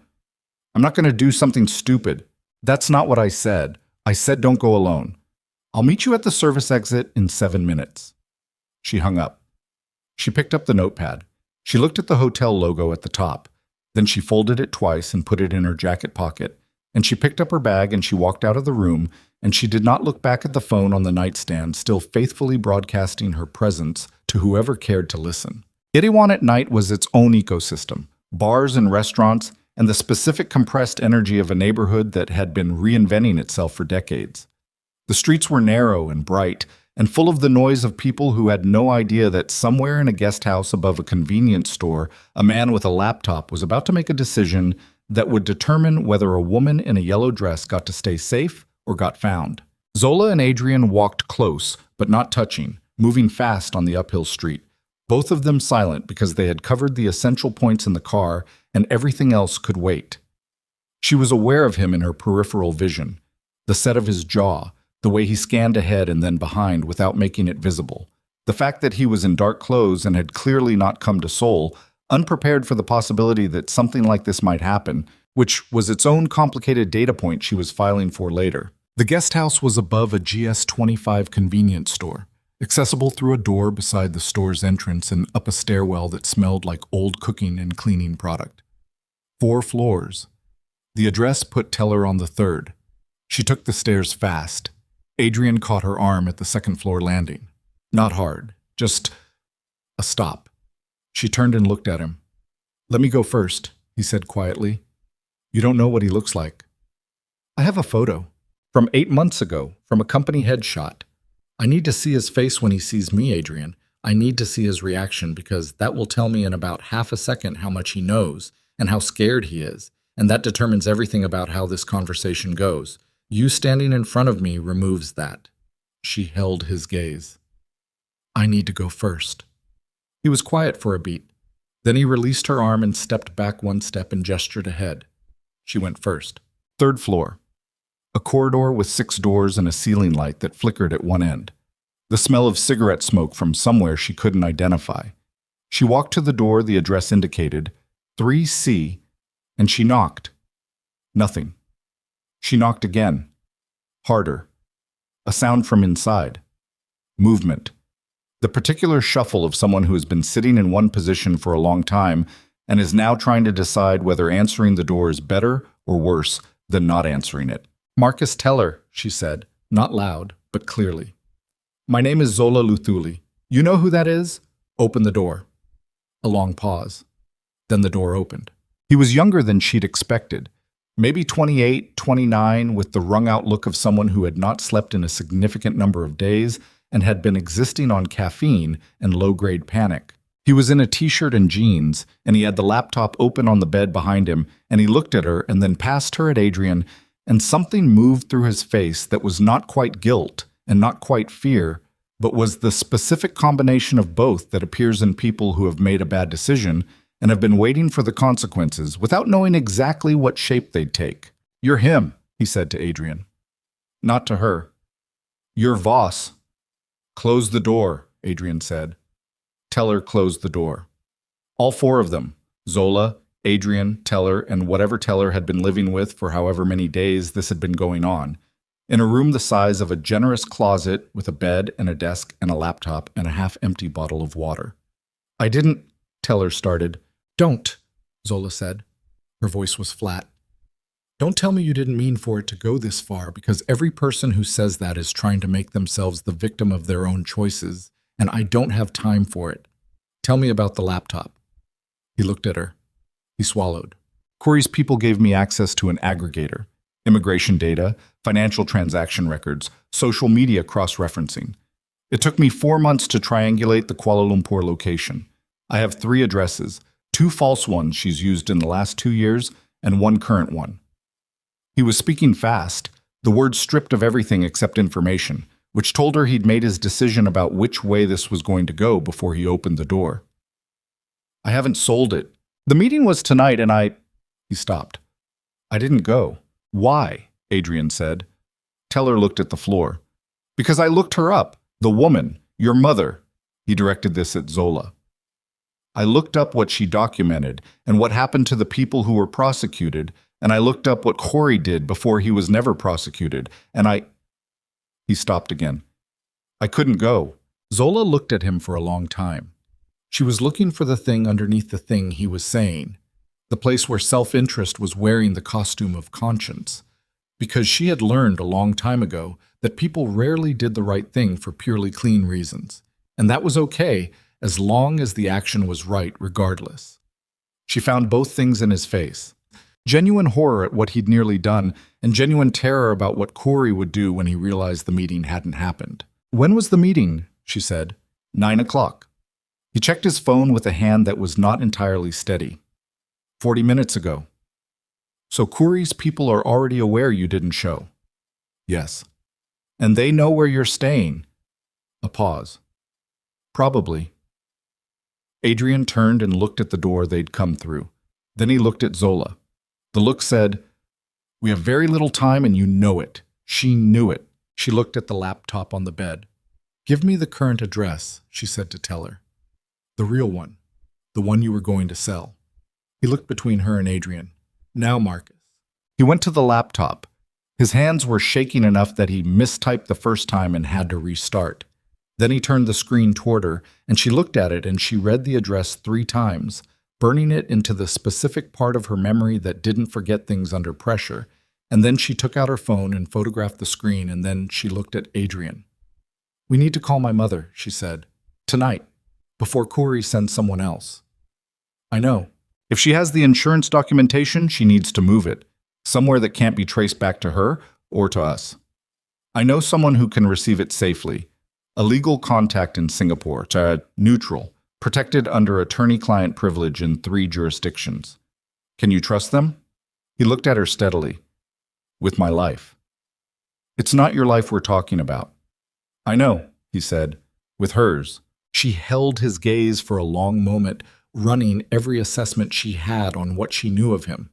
The things that had been manipulative and the things that had been honest and the things that had been both at once. And she made the decision that she'd been circling for days, not because she'd resolved all of it, but because the situation had outgrown the luxury of resolution. Make the call, she said. Adrian pulled out his phone, and that was the moment the door to room 3C came off its hinges. Not all the way. It hit the interior wall and bounced back. But the impact was enough to send Teller stumbling backward into the desk, and Zola moving left by pure instinct, her shoulder hitting the wall, and Adrian turning with his phone still in his hand to face the 2 men who came through the doorway with the specific purposeful economy of people who do this for a living. The first man was large and moved quickly toward Adrian. The second was smaller and went directly for the laptop. Zola moved before she finished thinking. She crossed the 3 feet between herself and the second man in the time it took him to reach the bed, and she grabbed his arm with both hands and put everything she had into pulling him off balance. He was bigger than her by a significant margin, and she knew she could not overpower him, but she didn't need to overpower him. She needed to slow him down by 4 seconds, which was the amount of time it took Adrian to deal with the first man in a way she was watching from her peripheral vision and not fully processing because she was busy. The second man threw her off. She hit the desk chair. The chair went over. Her hip took the edge of the desk on the way down, and something flared up her side that she noted and set aside because this was not the moment. She was on the floor and the second man was reaching for the laptop, and she grabbed the only thing in range, the half-empty water bottle from the desk. And she threw it at his face with everything she had. It was a water bottle. It was not a devastating weapon, but it hit him square on the nose, and the surprise of it made him pull back for exactly the 3 seconds she needed for Adrian to cross the room and take the laptop off the bed and shove it under his arm. "Door," he said. She got up. Her hip was screaming. She got up anyway. Teller had flattened himself against the wall during all of this, with the expression of a man who had severely miscalculated the sequence of consequences he'd set in motion. She grabbed his wrist as she passed him. "You're coming with us," she said. "I can't. You don't have a choice. Move." They went through this door. Teller pulled, Zola half running with one hand on the wall because her hip was sending very clear signals about its feelings. Adrian behind them with the laptop and the specific controlled urgency of someone who has operated in emergency conditions before. The stairwell. Down. The smell of cooking and cleaning product rushing past. The door to the street. Seoul received them without ceremony. They moved fast and without speaking for 2 full blocks before Adrian pulled them into an alley between a restaurant and a shuttered laundry, and for a moment all 3 of them just stood there, breathing. Teller was making small, rapid sounds that weren't quite words.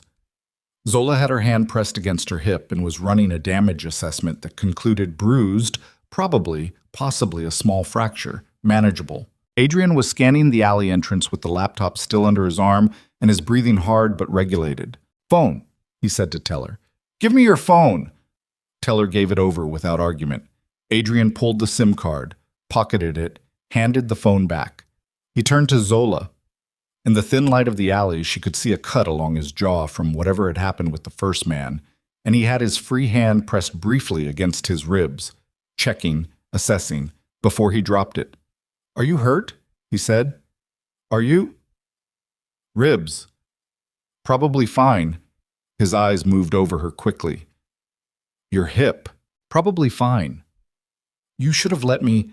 If you say I should have let you go first, I will hit you with whatever is in arm's reach." She pulled her hand away from her hip. The pain was there but manageable. "We need to make that call. We need to reach my mother before Corey sends someone who doesn't stop because of a water bottle." Adrian looked at her, and she looked back at him in the thin Seoul alley light, both of them slightly damaged.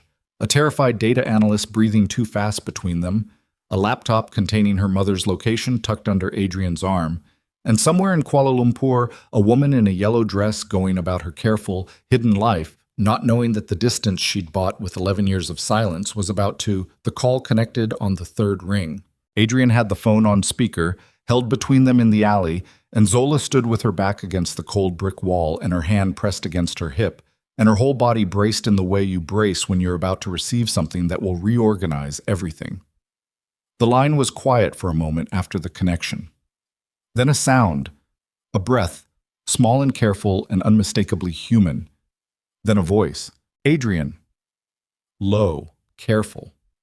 A South African accent that had been worn smooth at the edges by 11 years of living somewhere else, but underneath the smoothing, unmistakably, heartbreakingly, hers. Zola's knees did something she refused to allow. She pressed harder against the wall. Nandi, Adrian said, I'm sorry to call like this. We don't have time for the approach I planned. Koori's people have your Kuala Lumpur location. They had a source inside my company who spent 4 months building a data trail. The source is neutralized, but Koori knows the meeting didn't happen and he will send someone else. A pause. You need to move tonight. A silence on the other end. Not the silence of shock, the silence of someone who has been running long enough that bad news arrives not as catastrophe, but as a variable to be processed and responded to. How long do I have? Her mother said. We don't know. Hours maybe. Less, maybe. Another silence. Zola could hear her mother breathing. She was counting the breaths without meaning to. 1, 2, 3. The way she'd counted the seconds in the hotel lobby the night this all began, trying to hold time still long enough to survive it. The documentation, Adrian said. I have a contact in Singapore. Protected. Neutral. If you can transmit it tonight.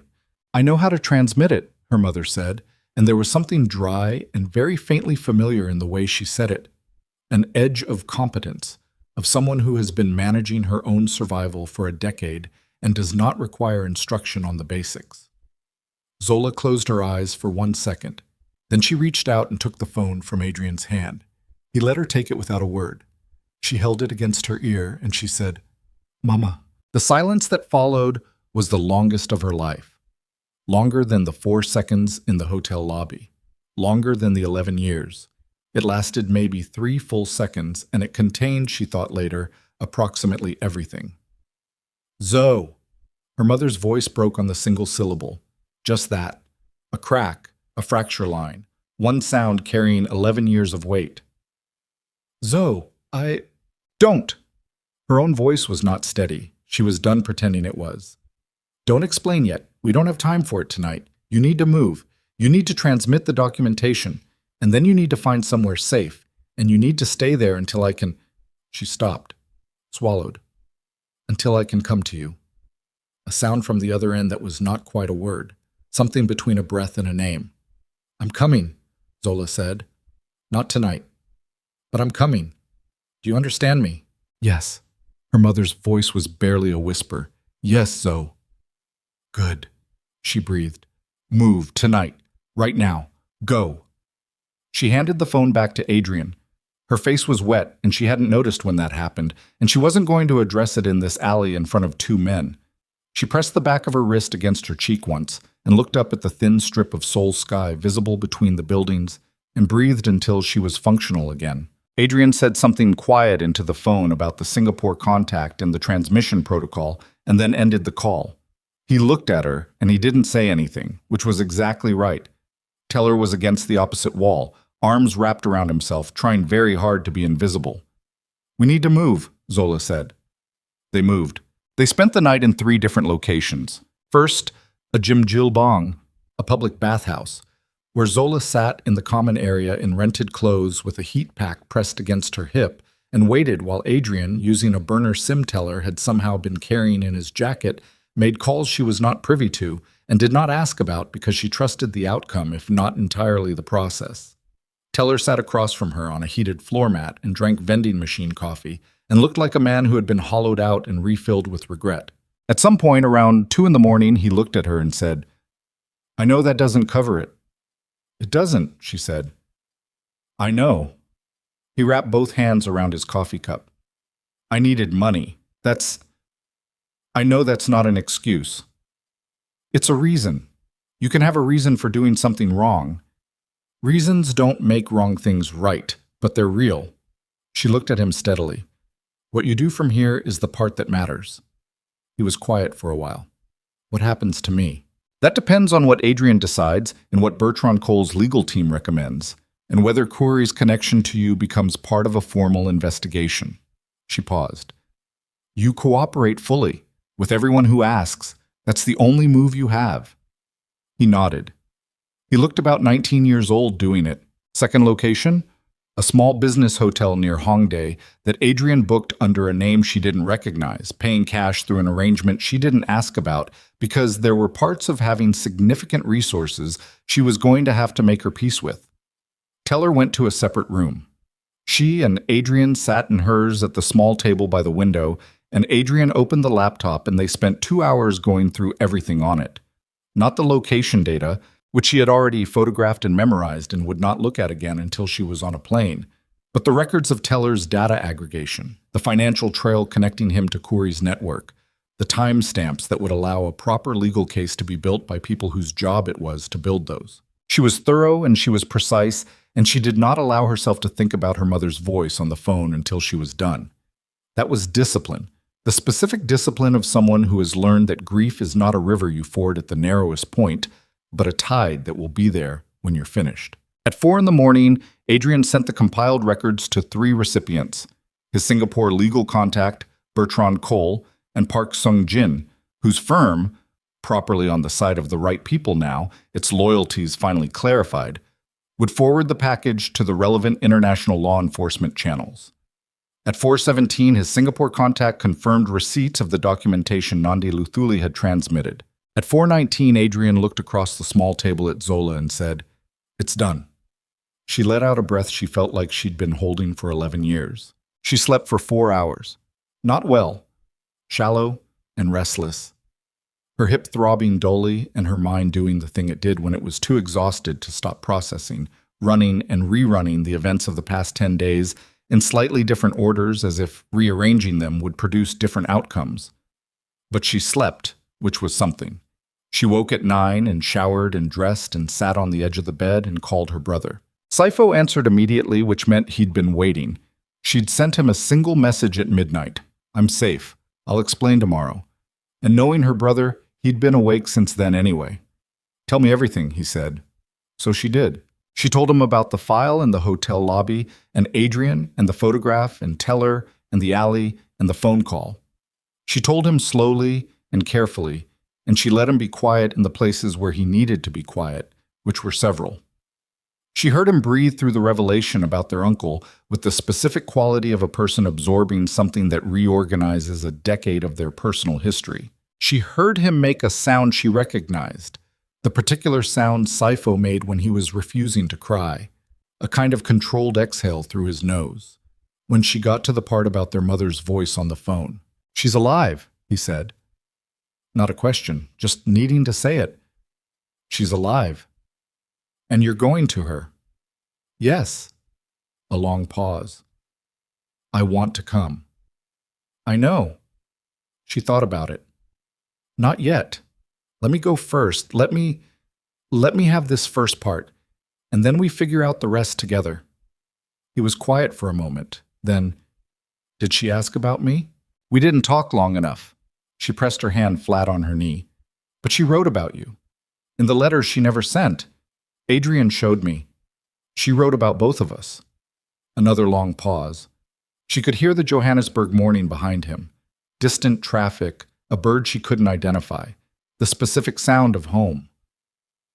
"I'm going to need some time with Uncle Lethabo," Saifo said. "I know. A lot of time. I know, Saifo." "Okay." He exhaled. "Okay. You go to her, and you call me the minute you see her face. The minute, Zola." "The minute," she said. She hung up and sat with the morning light coming through the curtain for a while, not thinking about anything specific, just being in the room with what the last 10 days had made her. She was different. She knew that the way you know a bone has healed differently than it was before a break. Not worse, not better, just reorganized. Denser in some places, more carefully structured. She had been cracked open, and she had not collapsed, and she was still, at the end of all of it, entirely and exactly herself. That felt like something worth keeping. She went back to the Grandeur Palace that morning, not because she had to. Her temporary arrangement with the morning director had been open-ended, and the situation had clearly evolved beyond anyone's expectation. She went back because she had left things unfinished there, and she was not the kind of person who left things unfinished. She found Dae-jin in the corridor outside the management offices. He saw her coming, and his face did several things in rapid sequence: guilt and relief, and the specific bracing of someone who has spent days preparing for a conversation they don't know how to begin. He looked like he hadn't slept well. She noticed that without sympathy and without satisfaction, which felt like progress. "Zola," he said. "I'm not here for a conversation," she said. She kept walking. He fell into step beside her. "I heard something happen last night. In Itaewon. The hotel had a report. It's handled. Are you okay?" She stopped, turned and looked at him directly, the way she'd looked at him on the sidewalk in the rain, and this time there was no electrical rawness in it, none of the live-wire grief of someone in the immediate aftermath of a wound. There was just clarity, the clean kind that comes when the scar tissue has had enough time to form. "Dae-jin," she said, "you told me I was too dark. You told me you were never attracted to me because of my skin. You said that to me on a public sidewalk in the rain, and you said it with the confidence of someone who expected me to absorb it and either beg or disappear quietly." She held his gaze. "I'm not going to tell you that you're a monster, because I don't think you are. I think you're someone who has never had to interrogate the ugliest parts of what you were taught to value. And that's a different kind of problem. It's yours to deal with, not mine." She paused. "But I need you to understand something. Every adjustment I made in 3 years, every time I laughed quieter or wore different clothes or took up less space in rooms, I did that because I thought shrinking was what love required. You made me think that.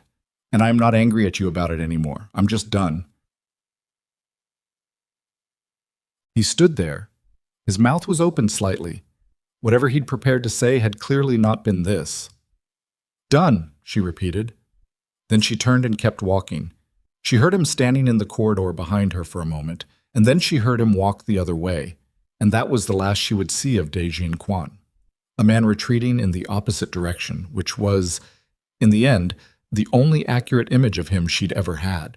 She found Adrian at the hotel's side terrace, coffee going cold again, phone in his hand and not looking at it.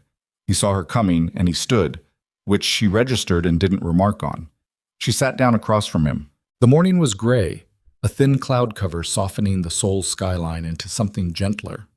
Somewhere below them the city was running its engines, moving its millions of people through their ordinary days, indifferent to the fact that the last 10 days had reorganized her completely. "Tell her?" she asked. "Already in contact with his attorney. He'll cooperate. The Singapore contact has opened the formal legal channel. Corey's network will be exposed through the documentation. Not immediately, but it will happen. The 2 individuals still at large will be named in the filing." He paused. "Your mother's location is not part of the record.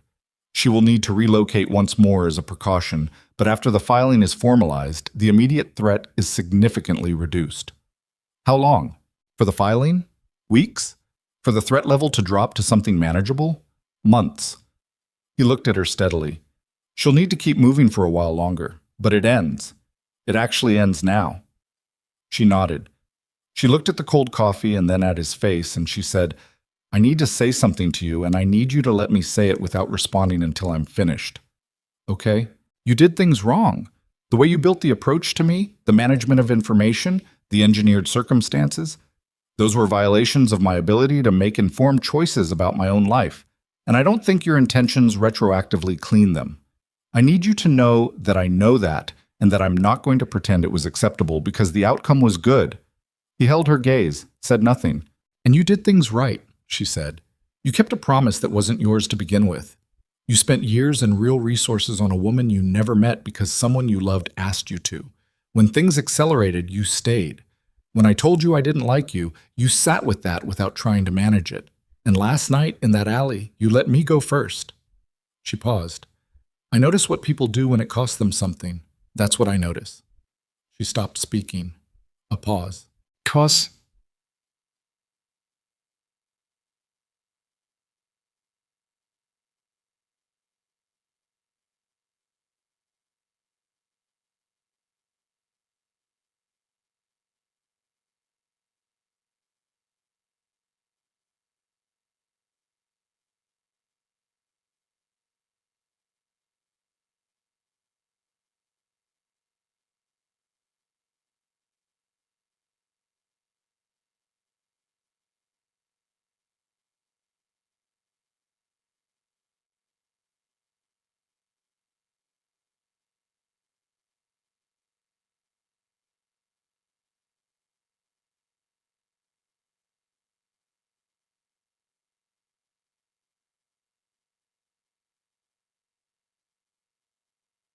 I know I did things wrong. I've known it throughout. There was no version of this that didn't involve making decisions on your behalf before you could consent to them. And I chose to make those decisions because the alternative was doing nothing while someone dangerous moved closer to your mother. That doesn't make it right. It makes it a choice I made and have to own. He looked at his coffee, then back at her. I would make the same choice again, and I would hate myself for the same reasons. And I would tell you the same things I've told you because you asked me to be straight with you, and I was trying. She looked at him for a long moment. I know, she said. The terrace was quiet around them. A server passed, refilled Adrian's coffee without being asked, and disappeared. I'm going to Kuala Lumpur, she said. I'm going alone. This part is mine. I know. And after, I don't know what after looks like. I don't know what she and I are to each other yet. I don't know what this does to my family or my brother or how long it takes to rebuild something that was built on a lie for 11 years. I don't know any of that. No one would. I'm not ready to decide what this, she gestured briefly between them. I'm not ready to name this. I'm not asking you to. I know you're not. I'm telling you anyway because I think you've earned the honesty. She held his gaze. There's something here. I'm not going to pretend there isn't because I'm angry at how it started, but I'm not starting anything new until I've finished something old. Until I've sat in a room with my mother and said the things I need to say and heard the things she needs to say and figured out what's left after all of that. That could take however long it takes, he said. She looked at him. He looked back at her with that same quality of stillness she'd been reading for 10 days. Not passive, not waiting to be given a direction, but genuinely, unusually settled. Like a man who had learned somewhere along the way that things worth having were worth being patient for, and who was not performing that patience but actually living in it. Okay, she said. She flew to Kuala Lumpur 3 days later. The flight was 4.5 hours, and she spent most of it looking out the window at the blue nothing below and thinking about the woman she'd been in the Seoul lobby 10 days ago, the one with the broken-wheeled suitcase and the carefully maintained composure and the voice she'd been arguing with her entire adult life. The one who had been about to walk into what she thought was a surprise for a man who had, it turned out, been slowly teaching her that she needed to be less. She thought about what it meant that the worst night of her life had been the door to everything else. She didn't make it tidy. She didn't reach for the version where it all made sense, and the suffering had a clean purpose. It had happened, and it had been terrible, and it had also cracked something open that needed cracking, and both of those things were true. And she was done making one of them wrong in order to comfort herself with the other. The address was a residential block in Bang Sar, a quiet neighborhood with wide trees and old buildings, and the particular afternoon light of a city near the equator. Thick, golden, pressing down through the leaves in a way that felt nothing like Seoul, and everything like somewhere someone might choose to build a quiet life. Zola stood on the pavement outside the building for a moment. Her hips still ached faintly. The bruise had gone through several colors over the past 3 days and was currently in the yellow-green phase that meant it was healing.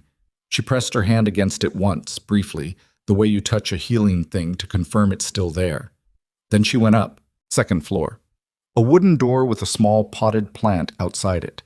A succulent in a terracotta pot, healthy and well-tended. She stood in front of that door for a moment that had no particular length. Then she knocked. Footsteps. The door opened. The woman in the yellow dress was smaller than Zola had expected. Or maybe she was exactly the right size and Zola had simply spent 11 years making her larger than any person could actually be. A monument, rather than a human being. Grief inflated into something that occupied more space than the reality. She was in her 50s now. Her hair was shorter than Zola remembered. There were lines in her face that hadn't been there when Zola was 11. The particular lines that come from years of watchfulness, of scanning environments, of being careful constantly in a way that exhausts the face even when the mind stays sharp. She looked at Zola. Zola looked at her. Neither of them spoke for what felt like a very long time. Then her mother said, "You look like your father," in a voice that was completely normal and completely destroyed, and Zola said, "Everyone says that," in a voice that was neither of those things, and both. And then the door was wider, and she was inside, and her mother's arms were around her, and they were both finally, after 11 years of incorrect mourning, Just two people in a room in Kuala Lumpur being broken and whole at exactly the same time. They talked for 2 days. Not continuously. They stopped to eat. Her mother cooked simple food, the kind that required attention and gave your hands something to do when the words got too heavy. They walked in the evenings in the neighborhood, side by side on the wide-treed streets. And sometimes they talked and sometimes they didn't, and both kinds of time had their own kind of weight. Her mother told her everything. The case, the fear, the night she realized she had to disappear or watch everyone she loved become leverage. The call to Lethabo, the closed casket, the years of watching from a distance, Zola's career milestones, Saifo's marriage, the death of their father's sister, things she had no right to grieve openly and had grieved anyway in a small apartment under a different name. Zola told her everything too. Not just the last 10 days, the whole of it. The 11 years of growing up anchored to a loss that had been a lie. The voice she'd been arguing with. The slow accumulation of small diminishments she'd accepted in exchange for the feeling of being chosen. She said things she had never said to anyone, not Amara, not Saifo, not the therapist she'd seen briefly in her late 20s, and then stopped seeing because she'd been too proud to continue needing help. Her mother listened without looking away. At one point, on the second evening, walking under the trees with the golden light going thick around them, her mother said, "I know it doesn't fix it." "No," Zola said. "I know sorry isn't—" "Mama?" She stopped walking. Her mother stopped too and turned to look at her, and Zola looked at the face she'd been grieving for 11 years, and what she felt standing there in the Kuala Lumpur evening was not the clean resolution of forgiveness, not the version where the wound closes and the scar disappears and everything becomes simple. What she felt was more complicated and more real than that. She felt furious and she felt grateful and she felt the specific kind of love that survives being tested almost to breaking and comes out the other side, not the same, but not less. "I'm not ready to tell you it's okay," she said, "because it isn't completely. What was done to us, to Saifo, to me, because of choices you made, even if you made them to protect us. I'm going to be working through that for a long time." She held her mother's gaze. "But you're here, and I'm here, and that's what we have to work with." Her mother reached out and put her hand against Zola's face, the way you do with a child you are seeing after a long absence, like confirming through touch what the eyes can't quite make real. "That's enough," her mother said. "To start."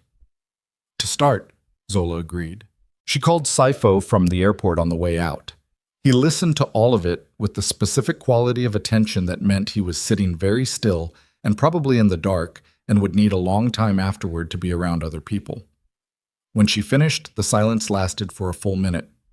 "She asked about me," he said finally, "constantly. In the letters she never sent.